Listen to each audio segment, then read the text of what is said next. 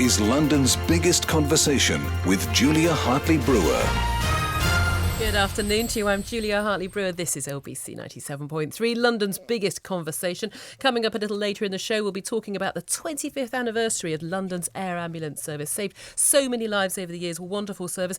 Also going to talk about gay footballers. Why so few footballers come out? So few sporting stars. That's in the wake of the top-flight German player Thomas Hitzberger coming out. I want to know, was it your job that prevented you from coming out? Is it harder to come out in certain industries? Maybe in the city, in the law, or in sport? And would you view a sports star any differently because you found out that he or she were gay? Also, I would do my best to try and get back to the topic we were going to do earlier about whether sugar is the new tobacco. And I can certainly bring that up now with my studio guest who joins me now. And it's the wonderful Paul McKenna. Lovely to see you, Paul. Thank you very much. The wonderful Julie Hartley-Brewer. How are you? It's very nice to see you. It's very nice to see you too as well. Now, you're here to talk about your new book. I'm going to hold it up. Oh, you can watch this, by the way, on our website, lbc.co.uk. You don't have to just listen to us. You can watch it as well. Your new book, I'll hold it up for the camera, Freedom from Emotional Eating, your latest book. It is number one. What a surprise. All your books go to number one, don't they? They do. In fact, I actually find that sometimes I'm actually competing with myself. A high-class problem, by the way. That is a real official first world problem, isn't it? Oh, it's fantastic. Well, look, now, one of the reasons I always like to get you in when you've got a new book is because I know this stuff works. I had a session with you about feels far too many years ago now, when I was on the Sunday Express, and we talked about your book, how I can make you thin. Yes. And a million seller again. And your latest book, I've been reading it over the last week. It's an absolutely fascinating read. And I suppose my first question I'm going to put to you is, everybody in the world, I know, come January the 1st, goes on the New Year diet. Of course. Now, I want you to explain to us why, and let's face it, we all know it in our hearts, they're not going to work. No, in fact, well, actually, they have a 9% success rate. So, in fact, 91% of people who go on diets fail. But the reason now there's an army of doctors who hate diets and some of these diet clubs is because 70% of people, when they come off a diet, end up putting on more weight than before they went on it, because most diets involve you starving yourself, which is stupid, because when you starve yourself, well, firstly, if you starve, you will binge. But secondly, you actually slow your metabolism because your body thinks there's a famine on. So actually, you lose muscle mass. Diets work great for like 2 or 3 months. I'm always meeting people go, hey, I found this great new diet. And they go, come back and tell me in 6 months. Yeah, you've lost a dress size. Yeah, but you know, they actually cause more problems long term. See, nobody wakes up suddenly 5 stone overweight. What they usually do is they've gone from one diet to another diet to another diet. Or if they've been at one of these clubs, you know, they've been told it's their fault that they can't stick to the diet because they don't have any willpower. Willpower, yes. But, you know, it's not that. No one can, because you're overriding your biological programming. And so by starving yourself, you're slowing metabolism. In fact, actually, some of these clubs are not even in the weight loss business. They're in the food business. They make their money from selling you low-fat chemical rubbish. And so I'm very anti them. And in fact, lots of people are. And you see, I wouldn't mind if they just didn't work, right? If it's just a straightforward con, I wouldn't care less. But they are the problem. They're actually, since diets have been, you know, popular over the last few decades, obesity has gone through the roof. And I mean, it's almost, if it wasn't so tragic, it'd be laughable. A large proportion of the Western world has become obese by starving themselves, while there are actually real people in the world starving. And so I've already written 2 books about weight loss. The I Can Make You Thin book, as you say, it's actually the biggest selling self-help book in British history now. And I'm very proud of it, but it was a very simple approach using behaviour and a bit of hypnosis to lose weight. The hypnotic gastric band is where you hypnotise yourself using the CD to believe that you haven't had the operation, but your unconscious mind responds as though you have, so you leave food on your plate, you don't feel like you're missing out. Now, that's very much treating the symptom. And over the last few years, in fact, decade actually, I've been working with one of the world's leading neuroscientists and actually a team of researchers. And he has developed a fantastic, what we call psychosensory therapy. In this case, it involves the touch of the side of your arms, lateral eye movements of the eye. It's very simple to watch, but incredibly complex in what it creates in terms of, you know, changes in brain chemistry and electricity. And we've been doing it on very, very hardcore cases. So war veterans, rape victims, bereavement cases, with astounding results. And so, I mean, this is going to change the face of therapy. So I thought, you know, one of the things that I've noticed is that I think people that are overweight have often emotional overwhelm in their life. They've been through a trauma or a difficult time and put on weight. Or they're at work, they're stressed, they keep a little stash of chocolate in their desk, and when they're stressed... Sounding very familiar. Yes. And what they do is, when their serotonin dips, the happy neurotransmitter, and they feel stressed, they have some chocolate to cheer themselves up. Or they just get home at night and they feel bored, frustrated, or lonely, or something like that. And so... they cheer themselves up with some food, not because they're hungry, but because they want to change their feelings. And so I wanted to target the root cause of it.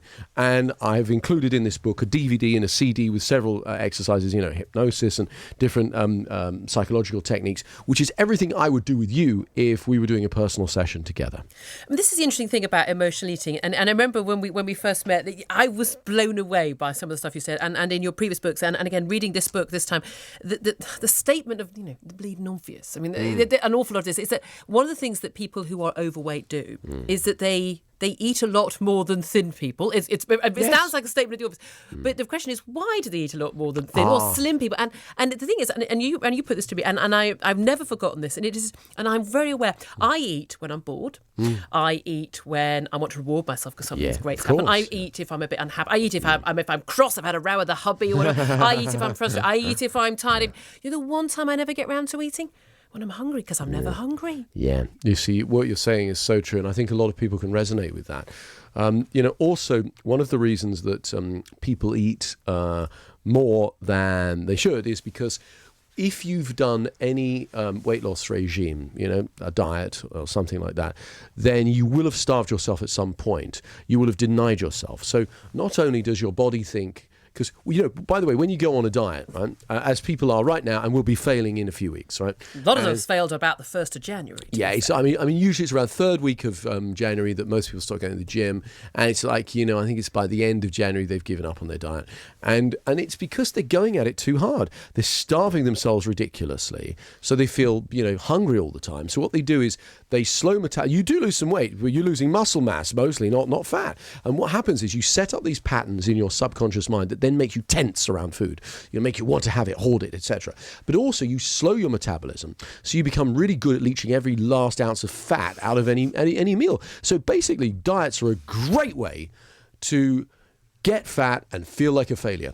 So this is about feeling happy, isn't it? A lot of the book says about, this is not only will the modern net effects be that you will lose weight, but that you will actually be happier. Now, it's also about enjoying food and not that feeling. I mean, again, I've so many friends or family members will say, oh, well, I'm on a diet. I'm not eating that. I'm not eating this. Now, at this point, I have to offer you, and I want you to help me out with this. This is a piece of cake from the anniversary cake of Nick Clegg coming on LBC 97.3 on Cool Clegg. So let me pass that over to you. Yeah. Tell me why, Paul, why you would be able to talk yourself into not eating that rather delicious I don't even need to talk myself into it. You see, I come from a family of overweight people. And I've been in the minds of people that are overweight for a long time. All the naturally thin people that I know do not eat chocolate. They eat chocolate, chips, pizza, cheese and cake. But they don't do it to excess because they can hear the signal from their stomach that says... full, because people that are overweight think about food all day long, except when they're actually eating it, and then they shove it into their mouths as fast as they can, and they flood their brains with serotonin, the happy chemical, and then suddenly, bingo, they feel bloated, nauseous, and self-hating. And so what I say is, for example, one of the simplest bits of advice I could give you that comes from the Thin book, for example, it's actually in this book as well, is the overwhelming research says, if you eat consciously, that means you slow your eating speed down to about a quarter. You chew the food 20 times, you eat less. If you eat in front of the TV, in front of the internet, or while you're reading a magazine, you will eat significantly more. And so eating speed and concentrating on the food and nothing else and hearing that signal from your stomach takes like a couple of days to get used to, and then it's a whole new set of habits. In fact, there's a CD in the book that trains you to do that. I have a new app at the moment, which is doing fantastically well. I wish I could claim credit for it, but an absolutely brilliant designer came up with this way where every day for 7 days I email you, text comes up on your phone. You start stalking people. Well, I stalk them basically and harass them into losing weight. And I show them a little video. I say, do this. Like today we're going to do emotional eating. Tomorrow we're going to do self-sabotage. Tomorrow we're going to do cravings. And what we do is we pick them off one at a time, you see, because people this time of year set the bar too high. They think, I got to join a gym, get in a leotard, pump iron, hear some nutcase shout, feel the burn, and I mean, why put yourself through it? In fact, there's a researcher in America who showed, because exercise is any movement of your body whatsoever, yeah? And so what he's shown is that basically the difference between someone who's overweight and someone who's naturally thin is 2,000 steps a day. And 2,000 steps a day is a 15-minute walk, So walk a minute here, 2 minutes there, 3 minutes there. Instead of driving around the car park at, the supermarket for 10 minutes to find that space slightly closer to the door, just walk it, right? And so very soon, if you take 15-minute walk each day, you've got your step count up 2,000. Now, that's where the threshold begins to change things, because metabolism is not a death sentence. When I say, thin people eat chocolate chips, pizza and cheese and cake, the people that are overweight go, it's all right for them. They've got a fast metabolism. Yeah, why do you think? Because they didn't slow it with dieting. Right? That's why. And you can absolutely speed your metabolism up. And you can certainly slow it down. When we come back after an update on traffic and travel, I want to talk about a phrase you brought up there. It's a big part of your book, self-sabotage. Mm-hmm. Now, I think a lot of us will recognise this when we sabotage our own diets, especially people right now. If you say we're in the absolute time right now where people are on the New Year diet, you say, I know you hate that word diet, but that's what they're on. And you're saying they're not going to work because we're going to sabotage it. We'll find out what self-sabotage is from Paul McKenna in just a few minutes. Also, we're going to open the phone lines to you, 0845 6060 973. We'll do our best to get you on air before 3 o'clock. If you can get your call in while we're up on the traffic and travel, we'll do our best to get you on air. Coming up, we'll find out if Paul can resist this piece of cornflake cake. He seems to be resisting it very well so far. The time now is 2:46. And in the LBC 97.3 Travel Centre, it's Joanne Webb. Thanks, Julia. Still very busy on the A40 heading into town towards the Paddington Slit. Those emergency roadworks earlier meant that only one lane was open. Well, I'm pleased to say everything's back open, so it is beginning to ease. In Kew, Moorlake Road remains closed southbound between Kew Green and the retail park. That's all down to the emergency repair works. The A308 remains closed between the A30 and Old Windsor. That's all down to flooding. There are queues from Egham Hill roundabout and also in the surrounding area. Chertsey Bridge remains closed as well. That's also down to flooding. Now, if you're heading out onto the underground, there are minor delays on the Bakerloo line. Now, this is all after a signal failure that happened at Queen's Park. And Belsize Park on the Northern line remains closed. That's because the fire alarms are going off. The Northern line trains are going through, but they're not able to stop. And on the train, South Eastern services heading out of town, they're not able to run between Blackheath and Dartford via Bexley Heath. And some services will be diverting via Woolwich or Sidcup. Keeping London moving, your next travel update is in half an hour. This is LBC 97.3. Nowadays, everywhere seems to have sales. But at the Curtain Factory outlet, we don't need to. Because with over 500,000 metres of current designer curtaining and upholstery fabrics sold at wholesale trade prices, you can save money day in and day out. The Curtain Factory outlet, Ballards Lane, North Finchley. See curtainfactoryOutlet.co.uk. Landlords, if one of your properties has a blocked drain, broken boiler or electrical fault, call the British Gas team. We offer ongoing care, one-off repairs, landlord safety certificates and multi-property discounts. Visit britishgas.co.uk. British Gas, looking after your world. Conditions apply. Welcome to London's exquisite Indian dining experience, Marla Restaurant. The finest North Indian cuisine in the most charming setting. Find us in the heart of one of London's divine hidden gems, St Catherine's Dock. Marla Restaurant. Visit us in St Catherine's Dock or go to marlarestaurant.co.uk. Marla. Discover a jewel in London's secret paradise. Darling, what's wrong? It's her. I've heard her answering your phone. She's there every time I call. Who? My e-receptionist? She just answers my business calls. Yes, her. She's so cheap. Yes, just 30p per day. E-receptionist answers all your calls and diverts them so your customers speak to the right people every time, avoiding any dramas. For your free trial, go to ereceptionist.co.uk. Thinking of stopping smoking? NHS Smoke Free can help find the right way for you. You can use the new Quick Kit, The Smoke Free app, daily text and email, or face-to-face support. And it's all for free. And the right support means you'll boost your chances of quitting by up to 4 times. For your way out of smoking, search Smoke Free. Available in England only. LBC 97.3. This is London's biggest conversation with Julia Hartley-Brewer. Good afternoon, I'm Julia Hartley-Brewer. This is LBC 97.3, London's biggest conversation. I've got Paul McKenna live in the studio with me. You don't just have to listen to it, you can watch it online on our website, lbc.co.uk even. I'll hold up his book, Freedom from Emotional Eating, your new bestseller, already, as they always are, Mr. McKenna. Thank you, sir. Now, Thank you, ma'am. Sorry. The reason you're in is because I would say I'm just a classic example of those women who go, yeah, it's New Year, it'll be really good. And I use this phrase to you in the travel update, saying, well, I've been really good lately. And you hate people saying that, don't you? No, do you know, I don't mind. But I find it's a bit of a self-sabotage one where you reward yourself. I mean, I sometimes do that, I go, I've been through a very stressful time. I know I'll have just 2 more glasses of red wine, and then the next morning I think I wish I had this. So look, everyone changes their feelings by some external means.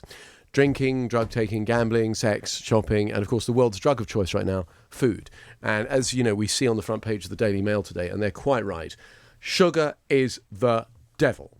I mean, it acts more like a drug than a nutrient. I never normally, talk about the food itself, but the doctors that I know absolutely hate it. There was do you agree with the campaign, the Action on Sugar campaign group? They say that sugar is the new tobacco, and we need to start banning high levels in manufactured food. Absolutely, it's who's the Nobel Prize winner who said cancer loves sugar. And it's not just the diabetes, it really is the devil. And all my doctor friends say the same thing. They just go, if we could, we'd put the tax on sugar through the roof. It really is so bad for you. There's so much. The trouble is this, it's in so many processed foods. Back in the 70s, when low-fat foods came in, guess what they used to make the food taste better? Tons of sugar. So, it really is, it's like anything, like any drug. The more you have, the more you need. So I don't know if you've seen that amazing film, Super Size Me, yes, where the guy gets addicted to fast food. He forces himself to... Fast food is addictive, isn't it? Well, it's packed with sugar and salt, yeah. So you basically get a big up from it, and then, of course, you get the sugar blues and you go down. Normally, I wouldn't preach about particular food, but just as this is in the news today, I would say I have to wholeheartedly agree. Because nutrition... I think the nutritionist should stay well out of weight loss, because if there was an algorithm, a recipe, all the diet books start by going, this is not another diet book, and then 100 pages of recipes. If there was a diet that actually worked, great, we'd all be doing it. But they've had 40 years, they've had their turn, and since they've been doing that, the world's gotten more overweight. And so I think nutrition is very important for health. But at Yale University, just recently, the leading university in the United States, the researchers there concluded that weight loss is a behavioural issue. So that means it's the territory of people like myself and not the nutritionist. And it's about changing people's habits and not denying yourself in the same way. Let's talk about, we mentioned this before the travel, the notion of self-sabotage. There's a big section in your book about people being, quote, my word, good, and then self-sabotaging. The sort of, but it, as you say, but it won't hurt, or what's just another piece. Why does that happen, and how do we stop it? Well, often people who self-sabotage, and, we all do to some degree, is because we're trying to, at some other level, prevent pain. Procrastinators are not lazy. They're frightened. So that's why they don't make a decision.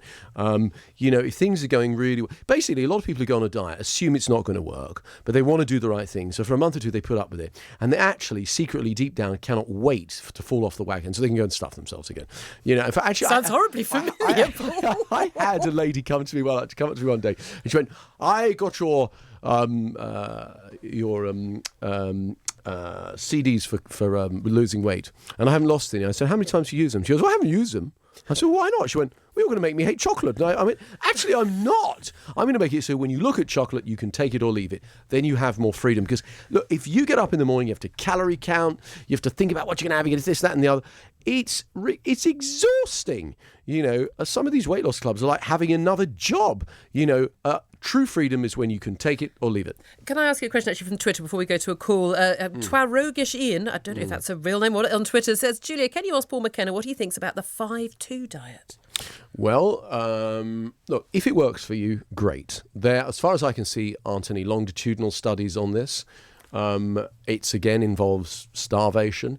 I don't doubt there are some people that this will work for, right? I mean, because 9% of, when I talk about diets in general, 9% work. But, it's that I can't find not one that I can find, maybe I'm wrong, longitudinal study. But look, I've heard anecdotally from people, positive things and negative things. And very often there is one or two bits of research that favour this sort of thing, but I'm just not a fan of diets generally. The jury's out on that. The jury's out, I think, would be the fairest way to say it. Let's go to a caller. Craig is in Streatham. Hello, Craig. Hi, how you doing? Very well. What do you want to say? Well, I actually had loads to say before Paul started speaking. So now it's just going to sound like I'm going to totally endorse what he just said. We'll cut him off then. I was sitting there just crossing off all my little bullet points that I had in my head. So he's gone through them. But, I mean, basically, I'm a personal trainer. I've been doing it for a long time. And I can say 100% it is in the person's head. When you get the person going to these diet companies, first of all, the diet companies, they're only around because diets don't work. Yep. So if everybody got slim the first time they did a diet, these diet companies... That's a great point, and if you don't mind, I'm going to pinch that, because that is brilliant. Yes, no problem. That's trademark. So if you use it in the book, Paul, you've got to pay me.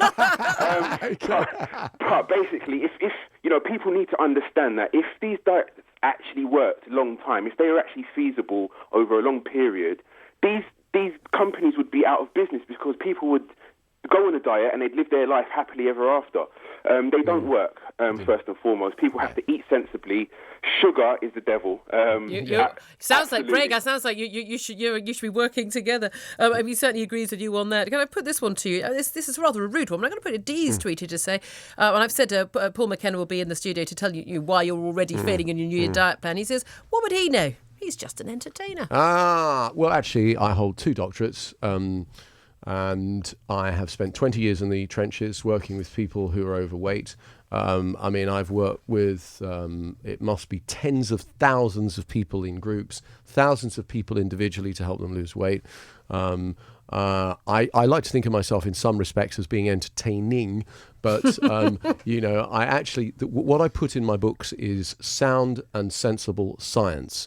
And even though I wouldn't really call myself a scientist, I work with scientists a lot, I absolutely take what I tend to do is take very difficult to understand concepts or heavy scientific theories or techniques and try and make them very user-friendly. It's an incredibly easy read, your book. It's very bite-sized and very easy. You don't feel like, oh, goodness me, I'm going to have to plough through another scientific that's data. very hard to do, to get to, because the person who buys my books wants to buy solutions. And in fact, it's kind of, I don't want to be rude to the person who said that, but do your homework and find out who I really am. And, I keep getting, it's been inferred to me a couple of times this week that, oh, here you are, you've written a couple of books on weight loss, done rather well, you're just knocking off another one. And my response is, I don't have to write another book. I don't have to do anything ever again if I don't want to. In fact, I've been considering, should I just retire from public life? But I understand why people ask me that, and my point is I actually really like helping people. I particularly am passionate about the weight loss area. And by the way, look at the statistics and the success rate. And you've actually got studies. One final thing, I just want to squeeze this in, but I have to be quite brief about this. A lot of people, we talk about obesity a lot, we talk about diets a lot. What about children who are obese? I'm getting to the point when we discussed this on the show quite a few times about whether or not we need to actually start charging parents with a criminal offence for making their children obese. Well, I think it would be better just to offer education. Maybe education, because what we found is when I say at Yale they say it's a behavioural issue. If we slow our eating speed down and we eat more consciously. I was talking this morning when I was on The Right Stuff. We were talking about, sweeties being given as rewards. And of course, I can see why the psychologists think that's a bad idea. And I'm afraid I probably have to agree with them. So I think that it would be better to educate people because it's environmentally learned, overeating is. You actually educate the mums and dads, then the kids will learn. I said I've made an absolute rule. I don't like sweets or chocolate being given as a reward for my child. Oh, you want some chocolate? Lovely, let's have some chocolate. But not as the instant, something you've done well or you feel sad, have some chocolate ice cream. I'm afraid time is against us. I have, as always, loved being here and talking to you, and thank you for having me Well, on. thank you so much for coming. I'm sorry we didn't get to more calls, folks. I tried to get as many questions. But this is the book, if you're looking on the website, Freedom from Emotional Eating with Paul McKenna. It's, I have to say, it's a stonkingly good read. Thank you. Come back again in a few months. We'll see how much better we all look. And Absolutely. And I'm very impressed that you didn't touch a piece of that cake. No, I mean, I've got to say, it's, what did you call it, a cool Clegg cake. Maybe if it had been a Cameron cream cracker or something like that, I would have... Right, next time we have to do our own Paul McKenna cake next time he comes in. Thank you very much indeed, Paul, for joining us. As always, coming up just a few minutes after the news, we're going to find out why don't gay footballers feel they can come out, and would you view a sports star differently because they were gay? And in your job, is it safe to come out? On FM, online, on your mobile and on digital radio. This is LBC 97.3.